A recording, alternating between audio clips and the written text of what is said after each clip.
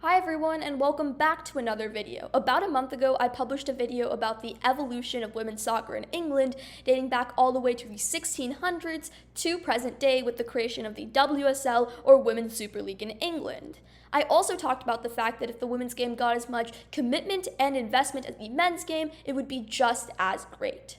So in today's video, we're going to be talking about two leagues that are doing this. The WSL, as I talked about, and the NWSL, or National Women's Soccer League in the US. However, they both have differing strategies to how they're approaching this expansion. So we're going to be comparing and contrasting them and talking about how they might have a bearing on the future growth of the game.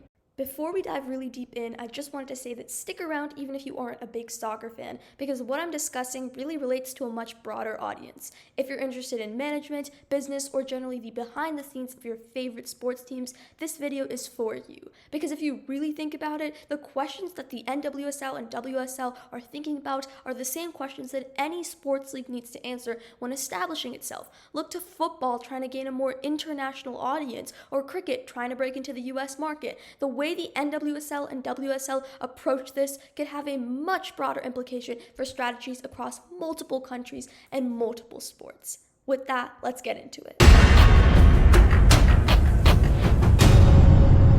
We're going to start by talking about some overarching ideas, like the model system that both these clubs use. So, the NWSL uses a single entity model, and what that means is that they're not necessarily affiliated with or funded by the men's equivalent. So, for example, the Portland Thorns, which is the NWSL team, is not necessarily affiliated with the Portland Timbers, which is the MLS team. And that's going to have a bearing on a few things. But let's turn to the WSL first.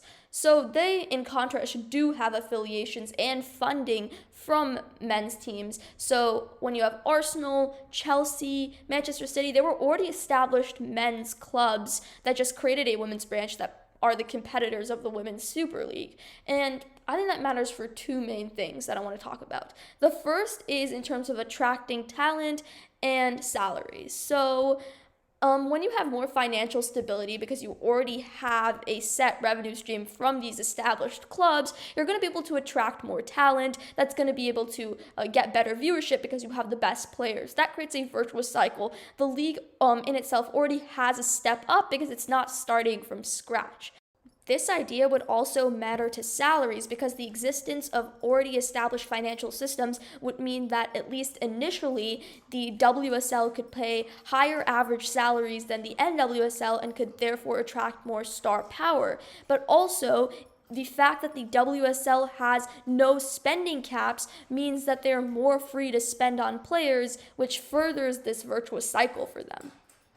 The other thing that it's going to also affect is the ability of an established name to attract people. So if I'm already an Arsenal men's fan, I'm more likely to come out to watch an Arsenal women's game. However, in the NWSL, I'm less likely or going to be at least a little more skeptical of watching a completely new name unless a lot more marketing is done. So it's all about like the level at which they're starting, and that might affect the way that the club is going to be formed, marketed, and viewed.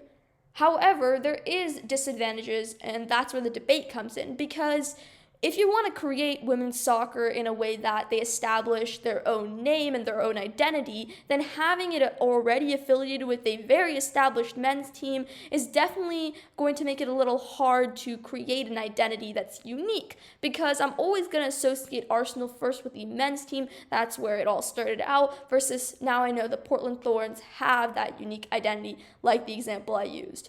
That's where the debate comes down to. So now, the way that these models have been set up are affecting the way that both leagues expand. Starting with the NWSL, over the past 10 years, they've had rapid expansion plans. In just the past 2 years, we've seen 3 clubs join with Racing Louisville, San Diego Wave, and Angel City, and they have no plan to stop. However, in contrast, the WSL has been a lot more conservative with their approach. The FA Women's Professional Director said, quote, "What we've got to do is make sure that the WSL grows without diluting the quality of the product. That we've got enough in the top tier, fully professional teams with the right support and the right amount of revenue." What this means to me is that if you already have these established clubs with established sources of revenue and you try to add more in that's going to ruin a balance that's already created. And it's more likely that a team that doesn't have the resources is going to have a unfair disadvantage, which will ruin the competitiveness and the spirit of the game. That's something that they have to think about. On the other hand, because the NWSL is starting from scratch, they want to rapidly expand, gain more viewership, and they're trying to make themselves known across the entirety of the US and gain several different types of fan bases in different parts of the country. Okay, now we've talked a little about models and plans, so let's talk a little about league structure and its bearing on things. So, the WSL uses a promotion and relegation system, which means that the bottom teams of the top division move down and the top teams of the bottom division move up, which creates a certain level of turnover. The NWSL, however, only has a single division. No one moves up or down. This has its benefits and drawbacks. So, for example, when we have this system, we're going to see a lot more excitement because at the end of a season, if those bottom teams don't win their games, they are being relegated. On top of that, I personally believe there's a greater level of investment because the amount of viewership you get as well as the payout you get when you're in that top division is going to be a lot higher, which incentivizes you to invest in lower level clubs, and you know that your payout's going to be really high if you make it to that top division. I also think that it incentivizes a greater level of the game in terms of the levels of the game. For example, German soccer has like over 9 different divisions, and if you are a high-performing team, you have that opportunity to move up. It always incentivizes better and more competitive play. On the other hand, I think that the system that the US has is going to allow for a clean slate every season. So just because you do bad one season does not mean you're going to be relegated.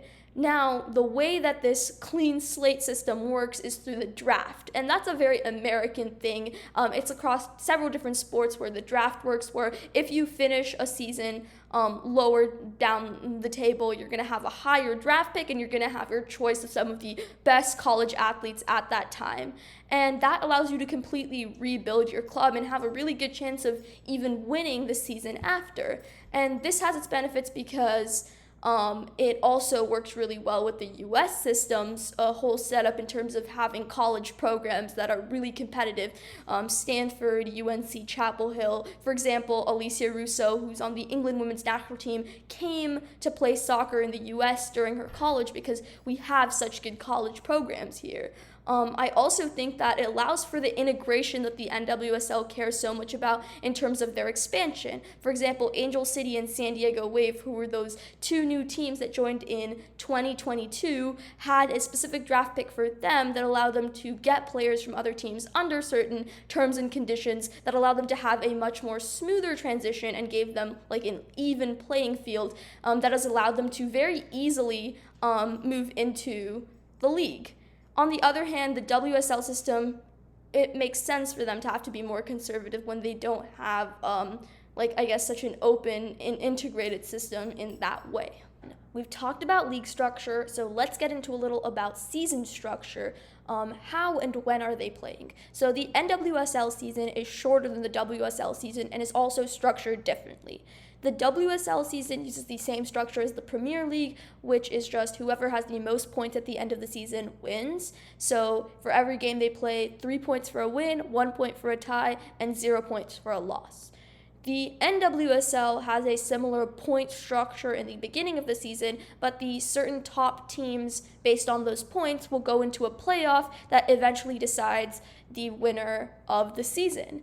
I think this part also compensates for the lack of a promotion relegation system because when you have a playoff, that increases excitement because knockout games are always where the stakes are highest. Okay, I think you and I are both wondering now, how does this all relate to viewership and attendance statistics?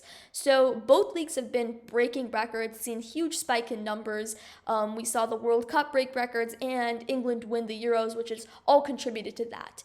In terms of the NWSL, we see the average fan attendance is about 9,000 fans per game, which is a significant increase from past seasons. We also saw the largest home opening attendance in NWSL history at San Diego Wave Stadium with 30,854 fans. And we're seeing the highest ever viewership TV statistics as well, with the 2022 NWSL Championship having about 915,000 viewers, which is a 71% increase from the year before. In terms of the WSL, the matches with the biggest teams, or like the 8 matches that had the largest stadiums, had an attendance of over 40,000 people, which shows that when they have the capacity to support fans, fans are coming out. But I think one of the biggest things was also that the WSL was the main driving force in viewing time for women's sports. They had 16 million unique viewers in the 2022 calendar year,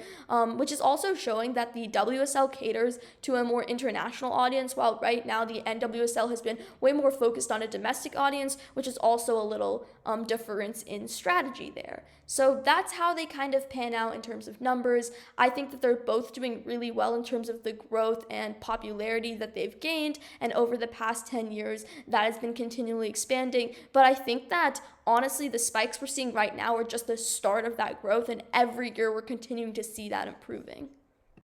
As we come to an end, I obviously want to note that these are not the only 2 leagues, but I think that focusing on these 2 leagues that have been epicenters of growth in recent time is a really great way to see how the differing strategies might affect the way the game expands. There have been a lot of debates about whether these methods are harmful or beneficial to growth, and I'm sure that as we figure more of that out, the league will develop. As we've looked to men's soccer, we've seen so many changes in it over the hundreds of years it's existed, giving women's soccer and women's league that same amount of time. I'm sure we're going to see just as much growth and just as much amazing soccer. Comment down below your thoughts on these strategies, and I'll see you next time.